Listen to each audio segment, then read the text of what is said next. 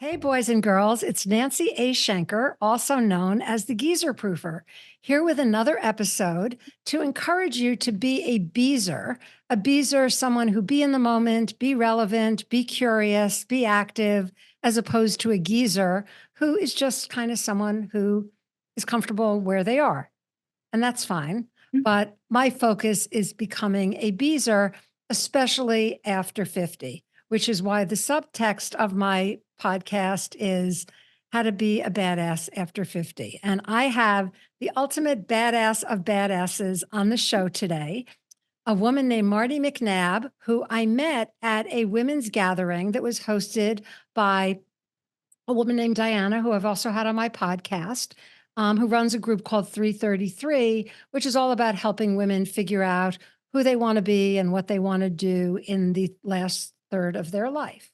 So, as part of this gathering, there was an interactive exercise in which we were asked to talk about something, one thing that had meaning to us. And this is a surprise for Martie. I didn't tell her I was doing this. I actually brought my one thing as a prop, and it is this. It is a hand-loomed pot holder that was made by me when I was probably about 8 or 9 years old. So why does it have meaning? It has meaning because I now have my own business. I've had my own business for 21 years, and making pot holders and selling them door to door was actually my first entrepreneurial venture. Back in the days when parents didn't care if you went door to door and didn't fear being kidnapped. And then I later scaled up, as they say in the entrepreneurial world, and put both my brothers to work. And we set up a little retail store on the corner at which I sold lemonade, comic books that we had already read, and the pot holders, which were, I forget how I priced them, but if you bought 5, it was a discount. And interestingly, I was just visiting my 8-year-old granddaughter, and she has been selling her own artwork along with lemonade in her neighborhood. She went right to the retail store, and I suggested to her that she add pot holders to her offering because, as I learned, it could be very lucrative. And she was showing me she had made like $25 selling artwork. So I think the entrepreneurial spirit and the creativity is clearly genetic. But Martie, I am so thrilled to have you on because you speak to something that is really, really important as we get older, because it should all be about experiences and memories as opposed to stuff, because you don't want to leave the stuff for your kids or whoever else inherits your stuff to have to clean up. So tell our listeners a little bit about what your business is, what it's called, and what you do. Because I had the privilege of attending your workshop up in Rhode Island, and it was a game changer. Oh, oh, thank you so much for that surprise, Nancy. So I did see a photo because you submitted that photo for this gathering, and I was hopeful that we would have done something more with the photos, but I'm glad that you ended up coming. But you didn't share about the pot holders at the actual event. No, when you did your workshop, we talked about you gave us categories of things that Yes. matter, and Pot holders would have mattered, but I only gave you categories, but you could have brought it up. I could have, but I think and that's why it's always hard to come up with just one thing that matters. So Right. talk a little bit to the audience about how you got your business started and why you are interested in the things that matter. Yeah, I'm so honestly, I think that it took over a decade of me hosting events where I invited people to bring these objects, these pot holders, these. Hopefully they didn't all bring pot holders. I'd like to No, be not everybody. We know Sky Bergman, who ended up bringing her grandmother's wooden spoon. So it and the reality is it's not anything like, that's what I love that you have this. It's like when I invite people to bring things that matter, it's not about their heirlooms. It's not about the things that have a financial or a monetary value. As my friend Bill Shapiro and Naomi Wax, my friends who wrote the book called What We Keep, they ask people, what one thing brings you joy, magic, and meaning? Love They that. asked hundreds of people this, and like almost no one brought anything of monetary value. And what they said is, our hearts aren't accountants. Wow. And that is the biggest thing for me, is that I talk about this work that I do is about legacy. And our legacy is so much more than our property, our money.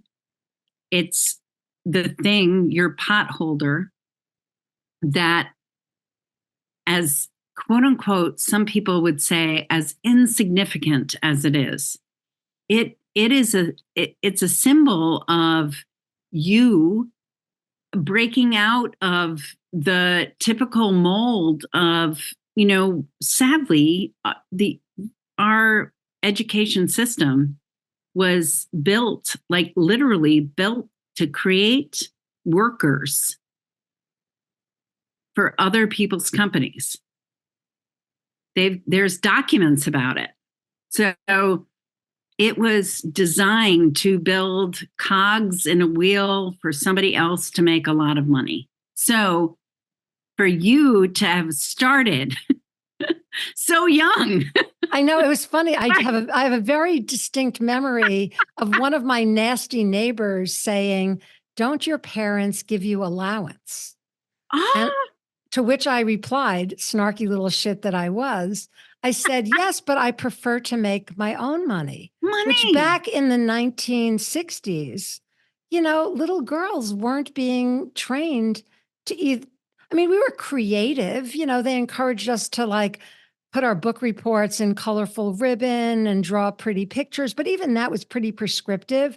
They would like, Right. You trace your body and you'd color it in. You weren't really encouraged to do free form art until much later. And I remember even as a little girl doing weird color combinations. Like when I looked at this one, I was like, whoa, that's like pretty trippy for an 8-year-old. And then, coming up with pricing for my products. And I mean, I wish I was as good a business person 21 years ago when I started my business. I would have made a lot more money. But, coming back to the things that matter. And, I think you summed that up really well, that it's about legacy, about what you remember about who you used to be and who you may still be, and what you want to leave behind when you eventually leave this earth. So a little bit of a topic change. I know you went recently, not that recently, but you went through a significant downsizing when you left Brooklyn. Talk to me a little bit about that. Yes.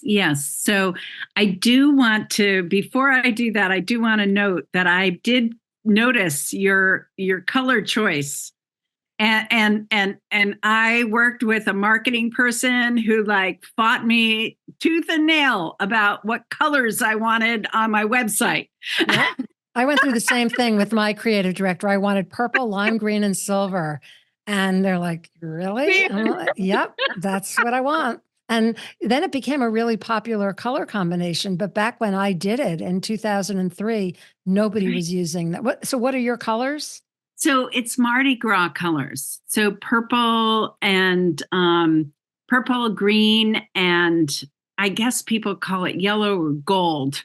Yeah. Right? Yeah. So very similar. Like I just have purple, green, and silver. So very close. Yeah. I never thought about the Mardi Gras, MARTIA. Right. another thing, but yes. So I love this idea. So your question was downsizing, going from one Brooklyn to another, and all of that. So yeah. So I ended up starting my first business, which of course my accountant said isn't a business, it's a hobby. But that's okay. I love the work that I do. So I started my first business called Memories Out of the Box over 30 years ago, where I help people. Like the goal was to help people deal with their boxes and bags and suitcases and storage units and basements and attics full of memories, full of stuff that have stories. And so I ended up starting a business there, realizing that I luckily I bought my apartment, so I was able to manage the payments on it because it was, controlled. But I ended up realizing like 7 or 8 years ago that I just couldn't afford to live in New York City anymore. Like somebody we always joked about, there's a cover charge every time you leave your building and you walk out, and that's $20. Oh, yeah. I just got my MasterCard statement from my visit to New York. And I'm like, whoa, why is my bill so high this month? And when I looked at like every cup of coffee I bought or every gluten-free bagel I bought, it was insane. Right? So, Yes. and New York is all about the experience, but you get to a point in your life where you say, how much am I willing to pay for that level of energy? And is there another thing I can do or place I can go, or places, plural, that will give me the same jolt? I mean, people when I left New York were shocked, almost appalled. And I do love to go back. I visit, but if I were to return there, my apartment in Arizona would be at least 3 times the price even in Brooklyn or Queens. So anyway, where did yes, I'm leading you along now. So so you sold your place, and what did you do? I ended up having a 625 square foot apartment, in Brooklyn, in Prospect Heights, Brooklyn, only about 4 blocks from the Brooklyn Botanical Garden and the main public library there, and Prospect Park.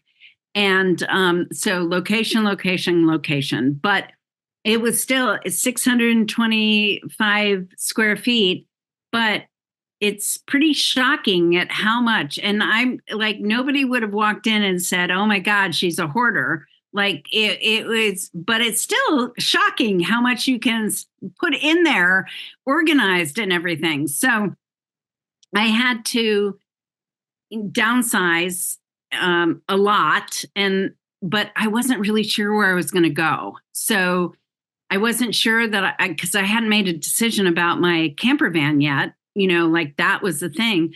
It was like, what am I going to do? Where am I going to go? Whatever. And I was just like, okay, I've got to do this. I've got to downsize. All my appliances were dying. It was a perfect storm. It's a 4th floor walk up, never going to be anything more than a 4th floor walk up. And I was getting older, as we all are, as if we're lucky enough, we can all be.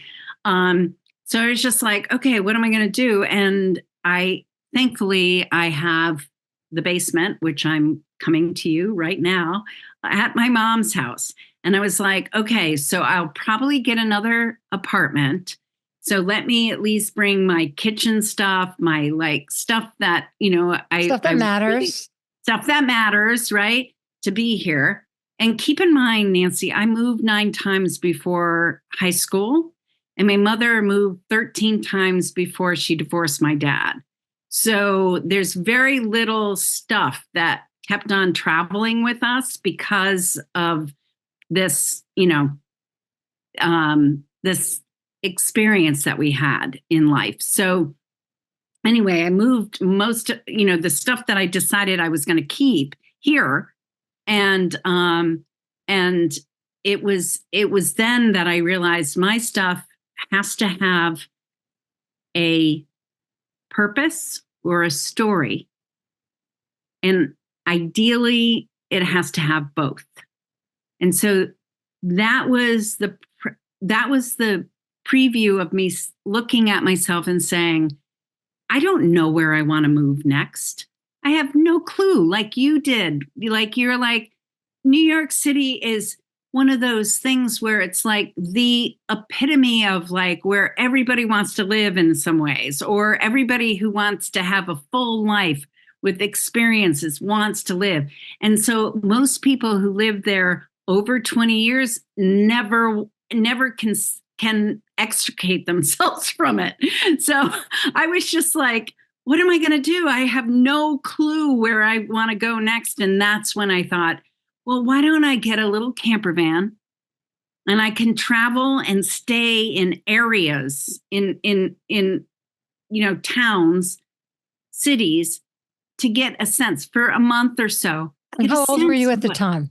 So that was just 6 years ago. So I was, let's see, I'm 65. So I was 59, 58, 59. Which is a pretty bold move. I mean, a lot of people think that the van life is for younger people or people with families. During the pandemic, it became very popular, but that was pretty ballsy of you to live the van life at that age. And that's like a real inspiration for women who may be afraid to travel alone, or people who are stuck. I remember when I left the burbs and I moved to Minnesota, long story. Then I moved to Arizona.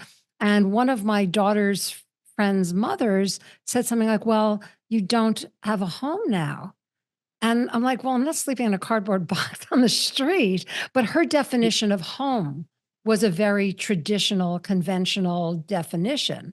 So digital nomad life, van life, downsized life in a tiny home or a tiny apartment is still in the over 50 crowd can be kind of a scary and weird concept, which is one of the reasons I wanted to have you on the show. Not that you're scary and weird, but the whole notion. I don't mind being scary and weird. Me neither.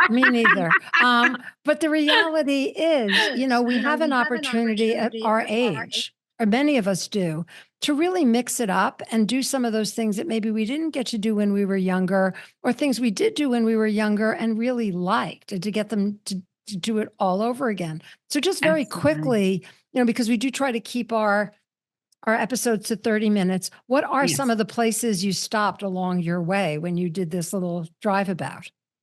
Yes. So as quickly as possible, I have to say that one of the reasons why I really resonated with you is because of your blog called Route 66.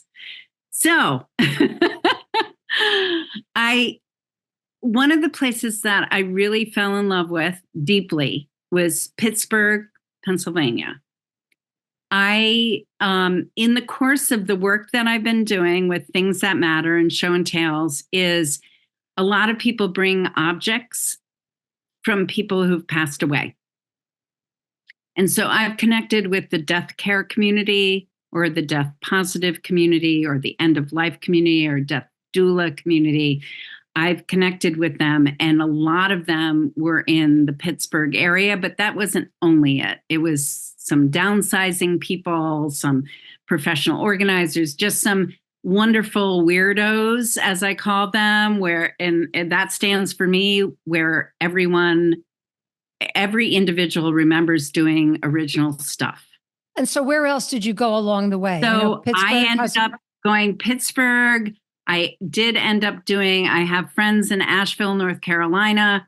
I ended up, when I said why we connected with Route 66, is because my now wife, who I reconnected during COVID, the May of 2020, we finally accepted that we were re-dating after 30 years.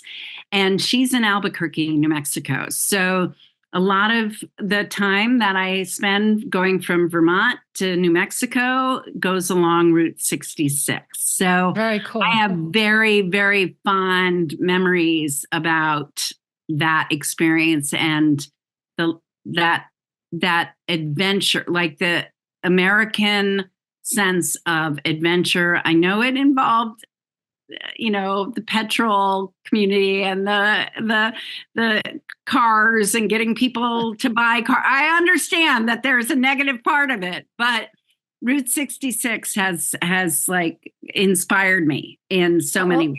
I'm glad that I could do that. And when you go visit her now, do you always take the camper van? Not always. During the first year and a half of COVID, yes, I did. I probably drove out there and back probably half a dozen times during the first year and a half. And that's 2,200 miles. Wow. One way. So now since hopefully a little bit of relief from from COVID-19, I do a bit more flying back and forth. She actually is flying here on Saturday, this Saturday, so that we can spend a couple of weeks here, and then we go back out to Albuquerque to celebrate my mom-in-law's 90th birthday. Wow, congratulations. Yeah, I actually did an episode on long distance dating because Did you? I'm in that minority of people who does believe that it's possible to make a long distance relationship work if people are committed. So Absolutely. I do not believe the naysayers.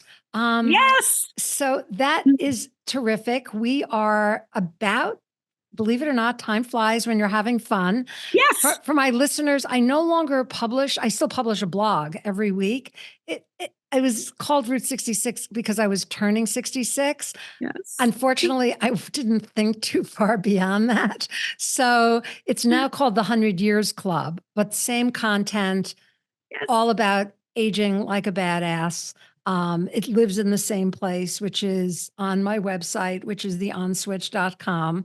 And every week I talk about something related to having adventures and memories and experiences and information that's useful to people as they head into, what I call the second half, the second third. No matter how you divide it up, none of us really knows how much more time we have on earth. But one of the things that I found so powerful about your workshops is really forcing people to think in a very upbeat, warm way about what are the things that matter to them. And I have worked with a professional organizer.